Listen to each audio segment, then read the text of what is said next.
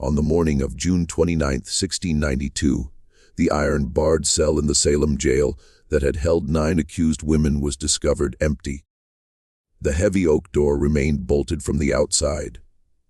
The single window was too narrow for any grown woman to pass through. And the jailer, a man named Corwin, swore before God and the magistrates that he had not slept a single moment that night. The 9 women were meant to hang at dawn. By the time Reverend Nicholas Noyes arrived to offer them a final prayer, the cell held nothing but 9 wooden spoons arranged in a perfect row on the stone floor. Beside them lay a small pile of what the constable would later describe, in a letter that vanished from the court record within a fortnight, as hair, freshly cut wet and still warm to the touch of a trembling hand. What transpired inside that cell between midnight and 5 in the morning has never been officially recognized by the Commonwealth of Massachusetts. The names of those 9 women were erased from the execution roster so completely that most historians today believe they were never charged at all. But in the basement of the Essex County Archive, inside a sealed box labeled only with a date and the word incident, there are documents that tell a different story.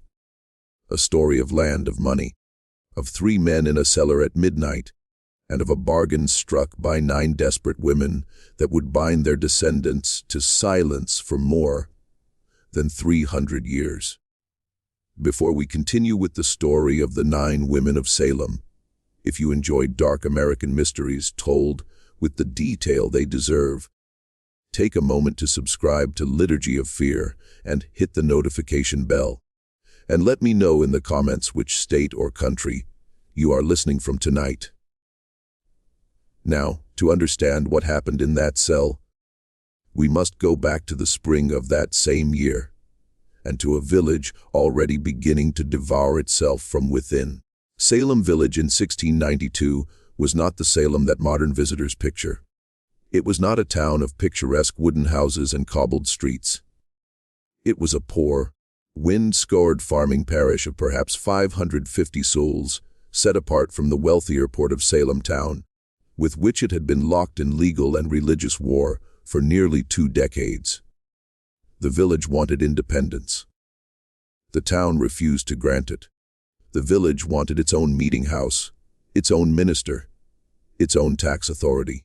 But the town ruled that Salem Village was a subordinate parish and would remain so. Out of that long, grinding resentment arose 2 factions. On one side stood the Putnam family and their allies, farmers of the western uplands whose fortunes had been slowly declining for a generation as Atlantic trade made the eastern merchants rich. On the other side stood the Porter family and their allies, tied by marriage and business to Salem town, to the shipping trade, to the new economy rising out of Boston and Marblehead. For nearly 20 years, these 2 factions had fought over every pew assignment, every tax levy, every ministerial hire, every foot of disputed boundary. By the winter of 1691, the hatred between them had become the defining reality of village life. Children learned to cross the common ground by a particular path because the other path led past the house of a family, whose name their father had told them never to speak. Women learned not to sit beside certain other women at meeting, because a generation of grievance sat between them on the bench. Men learned to carry a club when they walked the roads after dark, not from fear of wolves or bears, though those still prowled the edges of the village in those years, but from fear of their neighbors. It was that winter, in the parsonage of Reverend Samuel Parris, that 2 young girls, Betty Parris and Abigail Williams, began to exhibit what the village physician, William Griggs, could only describe as the hand of the evil one. They convulsed upon the kitchen floor.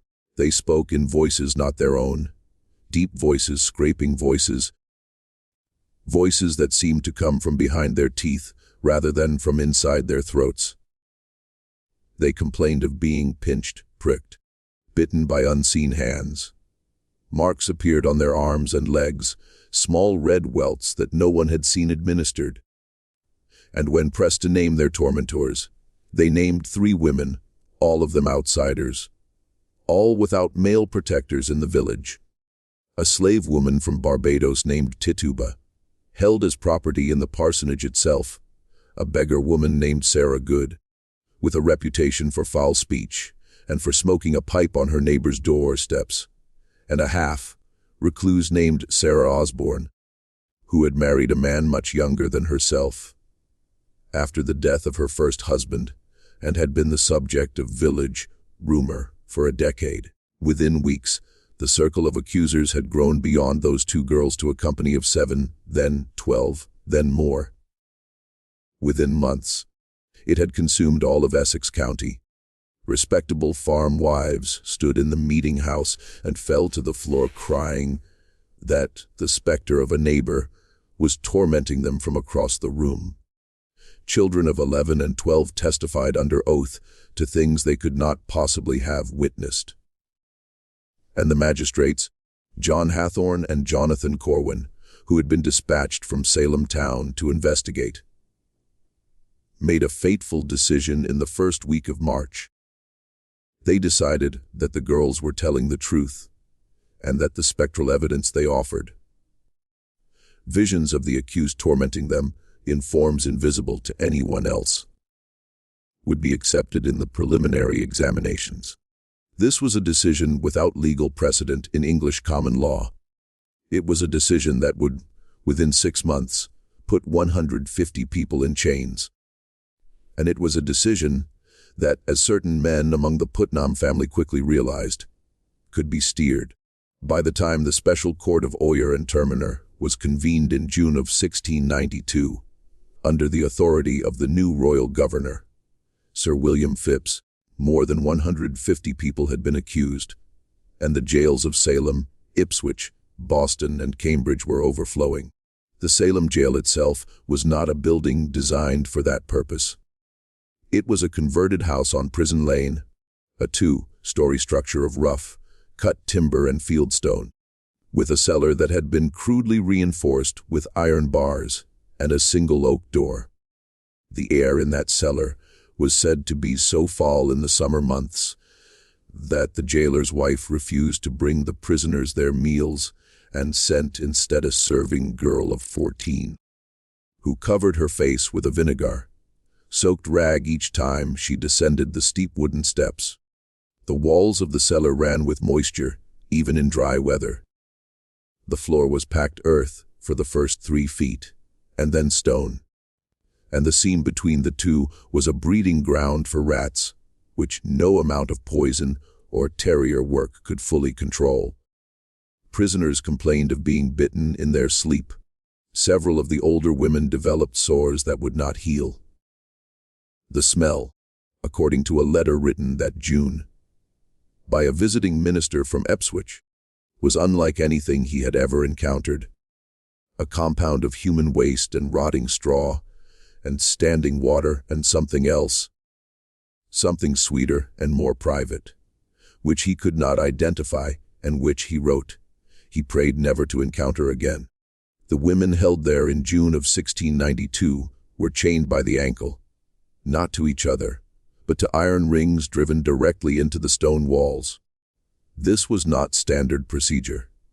It was done at the specific written order of Magistrate John Hathorne, who believed, and wrote openly in his letters to Cotton Mather in Boston, that witches could travel in spectral form through solid walls if left unchained, and could afflict the godly even from within their place of confinement.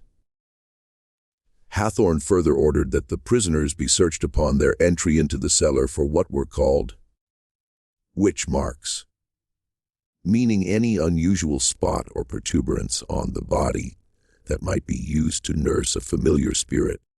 The searches were conducted by a party of respectable village matrons, and the reports, which are preserved in the Essex County Court files, make for some of the most disturbing reading to survive from that season. Women in their 50s and 60s were stripped naked and examined in every fold and crease of their bodies by women they had known for 30 years. Women who had stood at their weddings. Women who had helped them bury their children. The searches took, on average, 2 hours. The women who had been searched were returned to the cellar, without their undergarments, which were retained as evidence. They sat on the stone floor in their torn shifts, some weeping, some praying, and some staring at the low ceiling in a silence that their fellow prisoners found more frightening than any tears. The 9 women in the cell on the night of June 28th were not, for the most part, the women whose names we remember today from the Salem trials. They were not Bridget Bishop, who had already been hanged on the 10th of June, the first of the condemned to die on Gallows Hill. They were not Rebecca Nurse, or Sarah Good, or Elizabeth Howe, or Susanna Martin, or Sarah Wilds, who would hang together in a mass execution on the morning of July 19th. Their bodies left to swing from the oaks on Gallows Hill for most of the day before being cut down and thrown into a shallow crevice in the rock that has ever since been known as the Witch's Hole. The 9 women in that cell on the night of June 28th were, according to the surviving jail ledger, Mary Osgood of Andover, aged 55, the wife of Captain John Osgood, a man of considerable standing in the militia, Hannah Carrier of Andover, aged 38, whose mother, Martha Carrier, would hang on August 19th, and whose own name would later be quietly struck from the records, Abigail Faulkner, the daughter of a minister, aged 33, pregnant by several months and visibly so, Martha Emerson of Haverhill, aged 29, Sarah Cloyce of Salem Village, aged 51, sister of Rebecca Nurse, whose composure in court had been remarked upon and feared in equal measure, Mary Toothacre of Billerica, aged 40, Rebecca Eames of Boxford, aged 48, Deliverance Hobbs, whose age is given in the ledger as about 40, but who was in fact closer to 35. A woman who had initially confessed to witchcraft and then recanted, making her the most hated of the accused among those who had not confessed, and a 9th name that has been deliberately scratched from the ledger so thoroughly that the parchment beneath is worn through, as if someone had taken a knife to it in a state of great agitation and worked at it for some length of time, leaving only a pale oval where a name had once been written in a clear secretary hand.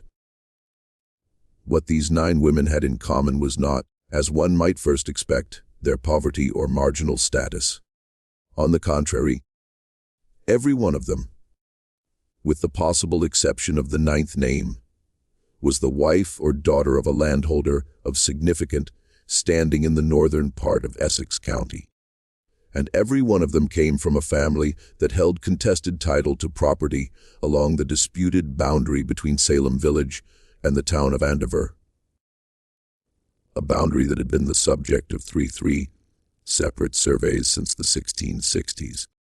None fully agreed to by both parties, and every one of them had, in the weeks immediately before their arrest, either refused to sell their land to a Putnam agent or had filed a petition of protest with the Essex County Court against the most recent survey, or had both refused and filed. This pattern does not appear to have been noticed at the time. It would not be noticed for another century and a half. And when it was at last noticed, the man who noticed it would not live long enough to see his observation published. The event that would come to be called, in those few private letters that survived, the incident, took place on the night of June 28, 1692. It was a Tuesday. It had rained heavily in the afternoon, a summer storm rolling in off the Atlantic, and the roads leading into Salem Village were deep in mud by the time the sun began to set. The sun set that evening at around 8:27, and by 9 o'clock, the last lamps had gone out in the village windows, and the last dogs had been called in from the yards. The air was heavy with the smell of wet grass and of the ocean 3 miles to the east. And the frogs in the marshes along the river were loud enough that a man walking the post road could hear them from a quarter-mile away. The jailer that summer was George Corwin, a cousin of the magistrate, who had been appointed to the position that spring after the previous jailer, a man named Bridget, had died suddenly of what was officially recorded as a fever, but which had been, according to village gossip, a rather more complicated death. Corwin was 36 years old, a man of modest intelligence and considerable ambition, married without children. And on that particular night, he was accompanied by 2 constables, Joseph Herrick, a man of 45 with a wife and 7 children and a reputation for piety, and John Putnam the younger, aged 24, a nephew of Thomas Putnam. The 3 men had been drinking cider from a large stoneware jug that had been delivered to the jail that afternoon by a serving boy from the tavern at the sign of the King's Head in Salem town. The jug was later found on its side in the jailer's room, with most of its contents soaked into the floorboards. The wood beneath stained dark in a pattern roughly shaped like a hand. Neither the serving boy nor the tavern keeper could later remember who had ordered the jug of cider, or how it had come to be delivered, or who had paid for it. The records of the King's Head for that month, which ought to have shown the transaction, had been lost in what the tavern keeper described as a small fire in his ledger room, a fire that had destroyed only the month of June and had not spread further, and which the tavern keeper himself had not witnessed, having been, he said, out of town at the time. At approximately 11 in the evening, according to Joseph Herrick's later deposition, the cider began to have an effect unlike any the men had drunk before. It was not the effect of drunkenness. Corwin reported a heaviness in the limbs, a humming in the ears, and a strong desire to lie down upon the earthen floor. His hands, he said, felt as if they were wrapped in wet wool. His tongue felt too large for his mouth. When he tried to speak to Herrick, his words came out slow and thick, as if he were speaking from under deep water, and Herrick had to lean close to make sense of them.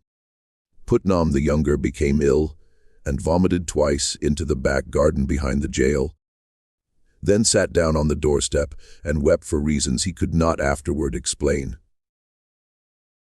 He would say later that he had been thinking of his mother, who had died when he was 9, and that he had, for the space of perhaps an hour, been unable to remember her face, and that this had filled him with a grief so sharp he could not bear to remain inside the building. Herrick, by his own account, remained conscious longer than the other 2, though he too felt the heaviness and the humming. He sat upright in his wooden chair against the wall of the jailer's room, clutching a Bible that had belonged to his father, and began to recite under his breath the 23rd Psalm, which he had memorized as a boy of 7. He recited it perhaps 20 times, and it was he who heard, at some point between midnight and 1 in the morning, what he described as a sound of women weeping. A quiet, continuous weeping that did not rise and fall as natural weeping does, but maintained a single low note, like a string being drawn across a viol. The sound came, he said, from directly beneath him, from the cellar. And then, more disturbing than the weeping, a sound of women laughing.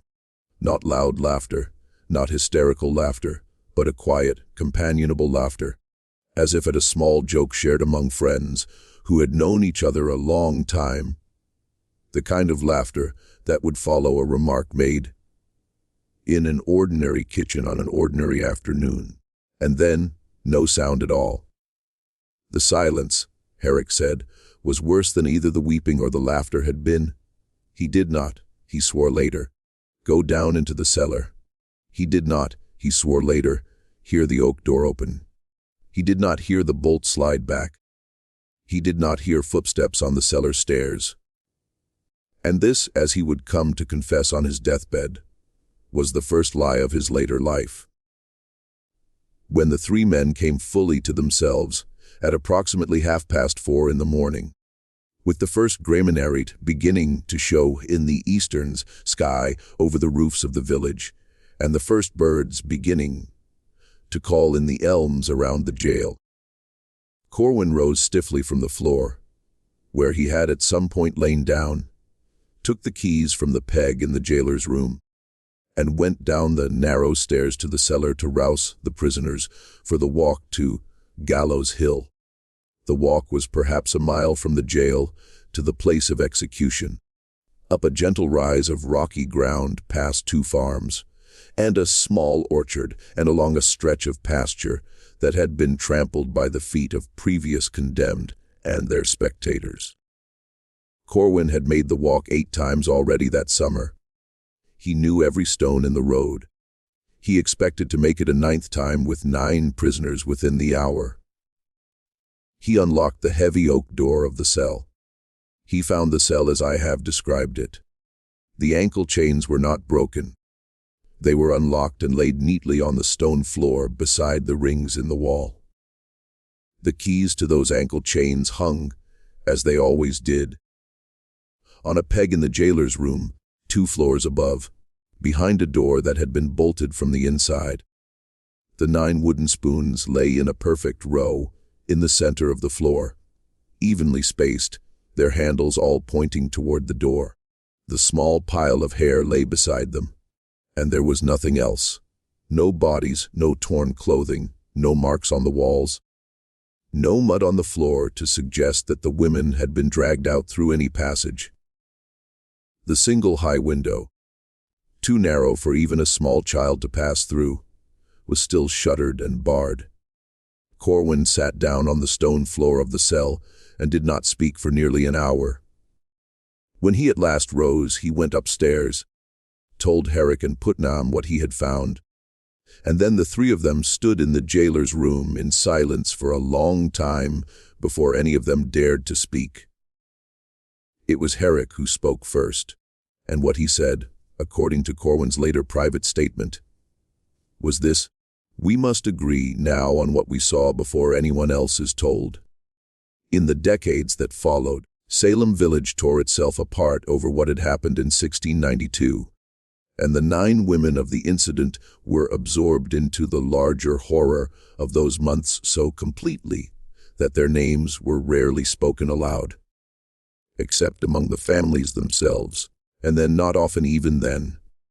The parish records show that by 1697, 5 of the 9 families had relocated, 3 to Connecticut, 1 to the province of New York, and 1 to a settlement in what is now southern Maine. The 6th family, the Osgoods, remained in Andover but ceased attending any organized church until the 1730s. And when they did at last return to church attendance, it was to a church of a different denomination in a different town, under a minister who had no knowledge of the family's history. The 7th family, the Cloyses, continued to petition the General Court for the restoration of their property rights until 1699, at which point Peter Cloyes, the husband of Sarah, died suddenly of what his physician described, in a phrase that would recur several times in this story, as softening of the brain. After his death, no further petitions were filed by the Cloyes family. The 8th and 9th families cannot be traced at all, which is remarkable, because the Essex County records of that period are otherwise quite thorough, and because the families in question had been in Massachusetts since the 1630s and had left considerable documentary traces before the summer of 1692, and none afterward. It is as if they had been erased, not forgotten, but actively erased.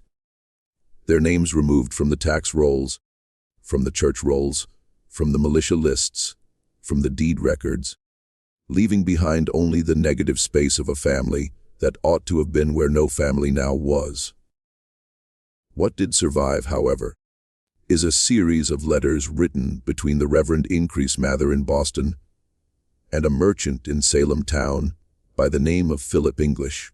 English had himself been accused of witchcraft in April of 1692, had escaped from the Boston jail with his wife Mary by the intervention of friends and the payment of certain sums to certain jailers, and had fled to New York, from which he wrote in October of that year, asking Mather a single, carefully worded question. He asked whether Mather had any knowledge of a transaction of land that had taken place in the final week of June 1692, involving 9 parcels of disputed property along the border of Salem village and Andover, and whether the signatures on the deeds of sale bore any resemblance to the marks used by the accused in their examinations before the magistrates. Mather's reply to this letter, if he wrote one, has not survived. English's original letter, however, is preserved in the papers of his descendants in New York, and it is specific in a way that Mather would not have missed. English did not ask Mather whether the accused had sold their land. He asked whether their marks on the deeds matched their marks on the accusations. This is a strange question to ask, unless one already suspected something about the condition of the women at the moment the deeds were signed. It suggests that English, sheltering in New York with his wife and a small fortune of his own, had received intelligence from someone in Essex County whose name he could not commit to paper. It suggests that the mechanism of the incident, though not yet called by that name, was already suspected by a small number of people within 6 months of the night of June 28th. And it suggests that those people were, like English himself, either already fled from the colony or had good reason to wish they were. 3 months after English's letter was written, in January of 1693, 9 parcels of land along that exact boundary were indeed transferred to new ownership. The new owners were, in every case, men connected by marriage or business to Thomas Putnam, one of the most active accusers in the Salem proceedings, a man who, in the space of 18 months, had made formal accusations against more than 40 of his neighbors, and whose handwriting appears on more of the complaint documents than any other individual's. The original owners on the deeds, the 9 women of the incident, had signed with crosses rather than with their own names, which is notable because several of them, including Mary Osgood and Abigail Faulkner, were demonstrably literate and had signed other documents in their own hand earlier that same year. Mary Osgood, for instance, had signed her name in a clear and careful hand on a parish subscription list for the relief of the poor in March of 1692, 3 months before her arrest. The Mary Osgood of the January 1693 deed signed only with a cross, and the crosses on the deeds, when compared by a suspicious clerk in the Essex deeds office some 20 years later, matched in precise detail the crosses the same women had made on the accusation documents that had sent them to the cellar in the first place. Not approximately, precisely, down to the angle of intersection and the slight hook at the end of the lower stroke. The clerk who made this observation, a man by the name of Ebenezer Bowditch, died of a fall down the stairs of his own home within a week of making the report. His notes on the matter, which had been drafted but not yet submitted, were never officially entered into the record. His widow, questioned afterward by a neighbor, who had been a friend of her husband, said only that in the days before his death, he had been unable to sleep, and had walked the rooms of the house from midnight until dawn, murmuring about crosses and signatures and a cellar he had never himself seen. The widow did not remarry. She moved some months after the funeral to her sister's home in the town of Newbury, and she took with her, according to neighbors who helped her pack, only the clothes on her back and a small wooden box, which she would not allow anyone else to touch. If you are as disturbed by this as I am, take a moment now to hit the like button And let me know in the comments which part of the story has troubled you most. Your thoughts help more people find these forgotten histories. And every comment tells the algorithm that stories like this deserve to be seen. The investigation into what had truly happened on the night of June 28th began quietly and unofficially in the year 1710, when the General Court of Massachusetts passed an act reversing the attainders of many of those convicted in the Salem proceedings and granting financial restitution to their families. The families of the 9 women of the incident did not apply. This, too, was remarked upon at the time. A clerk named Samuel Sewall, who had himself served on the original court of Oyer and Terminer and who had in the year 1700 stood in silence in the meeting house in Boston while his pastor read aloud his public repentance for his role in the trials, wrote in his personal diary that he could locate a single living relative, any of the 9. Of the 9s. This was on its face impossible. The Osgood family alone had at least 14 documented descendants living in Essex County in 1710. The Cloyses had direct relations in Salem village itself.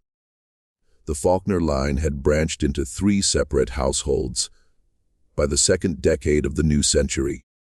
But when Sewall, acting on his own conscience and without official authority, traveled to Andover in the autumn of 1711 and presented himself at the Osgood homestead, he was received by a man who claimed the name of Osgood, but who refused to discuss the matter of Mary Osgood, his own mother, and who asked Sewall to leave the property before the sun set below the hill west of the house.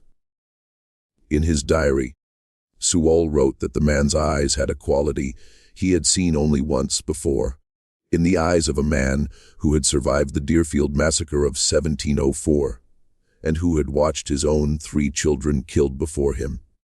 It was the look, Sewall wrote, of someone who had made a bargain he could not unmake and who was forced to live each day under its weight, and who knew that if he ever once broke the terms of that bargain, something he loved would be taken from him. Sewall made further inquiries over the following 2 years. He was a careful man, a man whose public repentance for his role in the trials had been sincere and costly. And he did not rest easily at the thought that there was some further wrong within the Salem matter which he had never been told, and which he himself might have unknowingly facilitated in his capacity as a magistrate. He found, through a contact in the Connecticut General Assembly at Hartford, that the families who had relocated to Connecticut had done so under new surnames, which was not itself uncommon and among refugees from the trials, but that they had purchased their new lands in cash.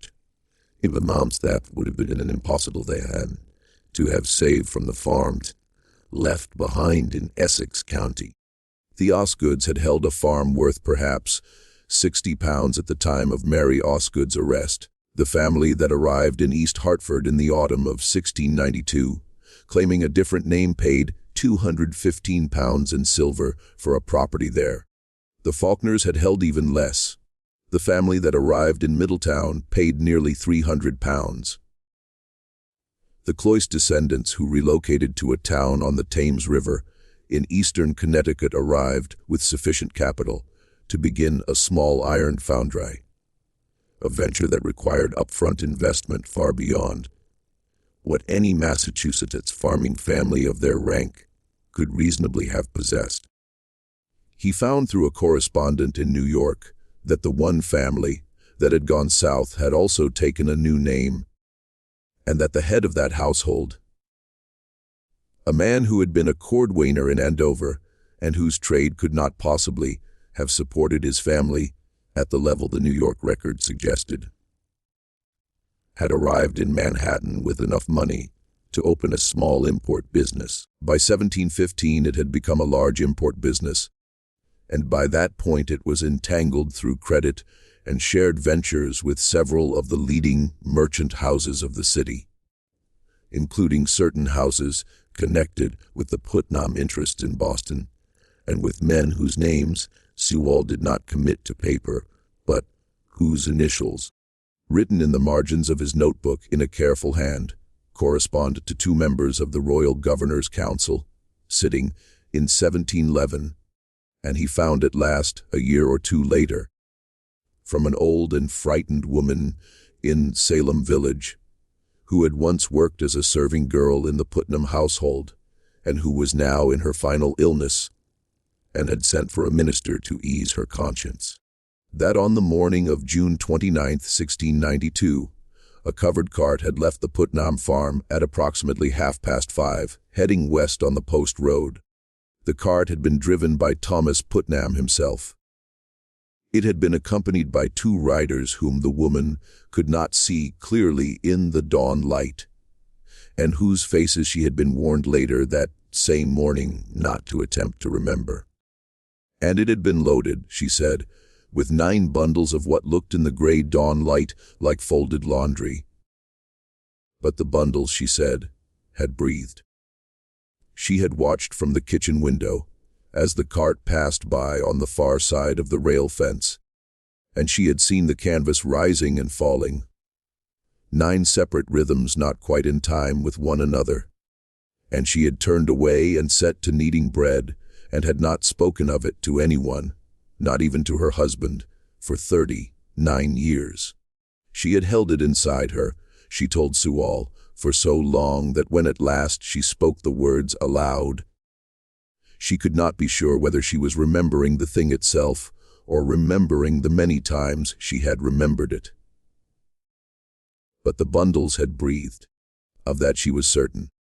Sewall noted in his diary at the end of his account of this interview that the old woman had died 2 nights after speaking with him, in her own bed, of what the attending physician called a stoppage of the heart. The minister who had heard her final confession, the man who had brought her to Sewall, died 3 weeks later of a fall from his horse on a stretch of road he had ridden every week for 20 years. Sewall never published his findings. He could not, because the implications were too dangerous for the fragile peace that had been restored to Essex County after the trials, and because the men who would have been implicated, though several were by now dead, had powerful descendants who still sat in the general court, in the pulpit, in the magistracy, and in the counting houses of Boston. He confined his investigation to a bound notebook of good calf leather, which he placed at some point in the 1720s inside a locked drawer in his personal library in Boston. He told his son, the second Samuel Sewall, that the contents of the drawer were not to be read by any living person, and that if the house should ever pass out of the family, the drawer was to be emptied and its contents burned unopened. The second Samuel Sewall kept this promise. The third did as well. The notebook would not be opened again until 1843, when a great-great-grandson of the original, a young divinity student at Harvard named Jonathan Sewall Rogers, broke the lock in search of a particular sermon he had been told was kept there. A sermon by the original Samuel Sewall on the text of the 19th Psalm, which the family believed to be preserved among his private papers. What Jonathan Sewall Rogers found instead was the notebook.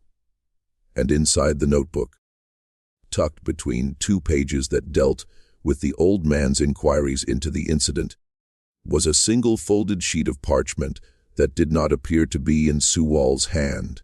The parchment was an affidavit signed by the Constable Joseph Herrick in the year 1717, which is to say, the year of his death. Herrick had dictated it, the affidavit stated, to a reverend in Wenham named Joseph Garish, because he had been unable to die without confessing what he had seen on the night of June 28, 1692.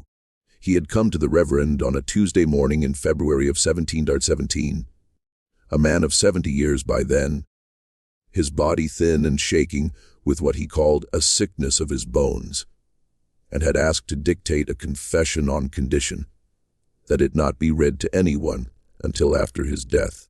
The Reverend Jerish, recognizing that the man was not long for this world, had agreed.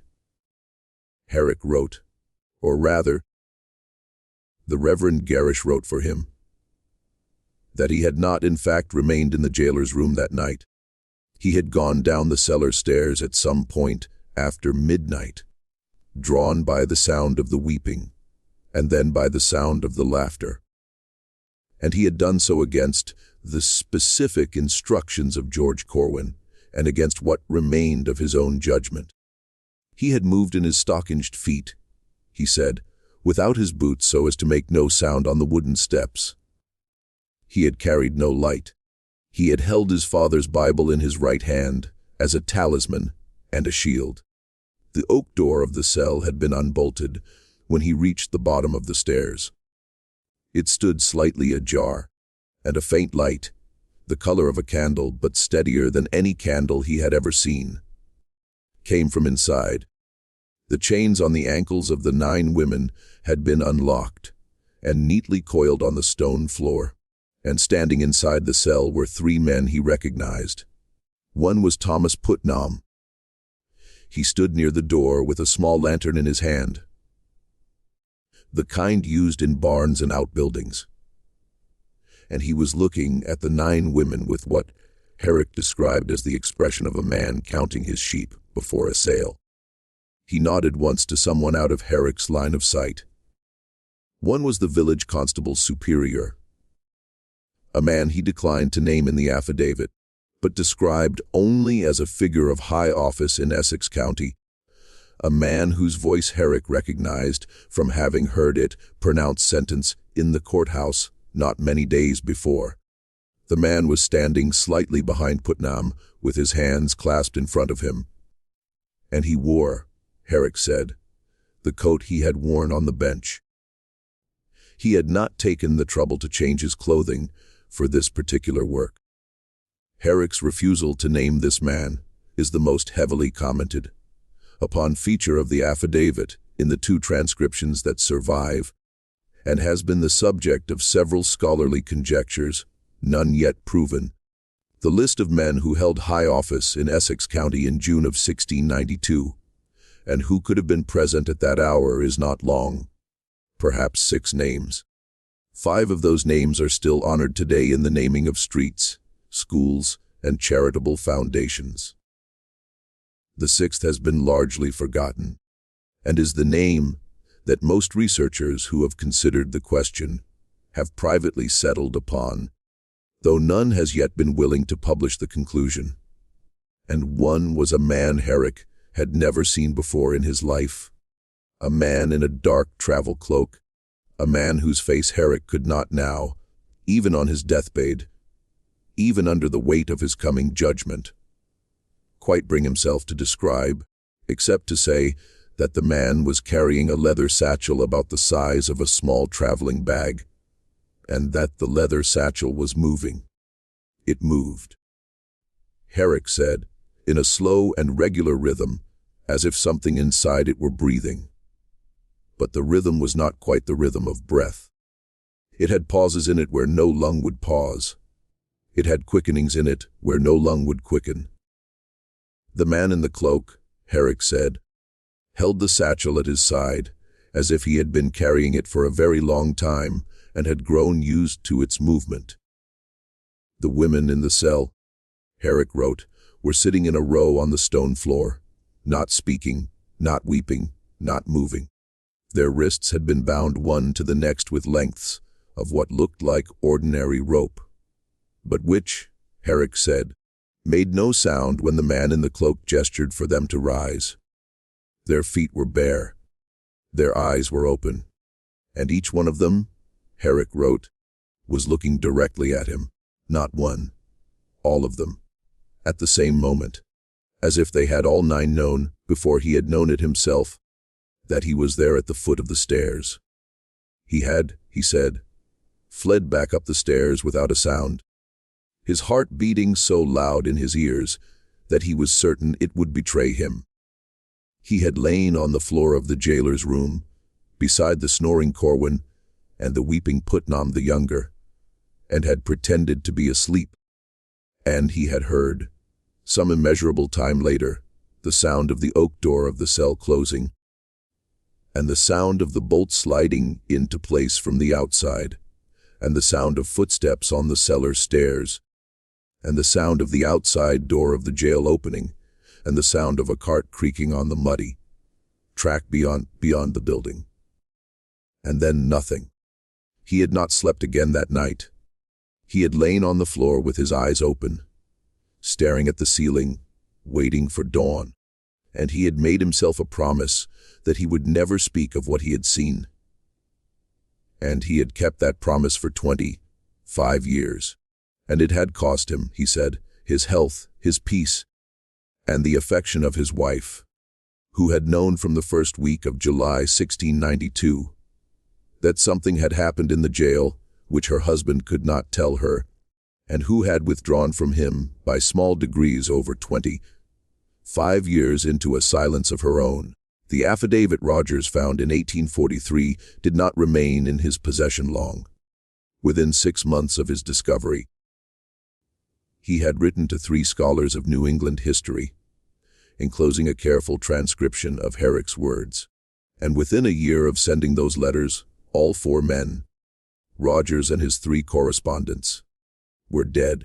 Rogers himself drowned in the Charles River on a November evening in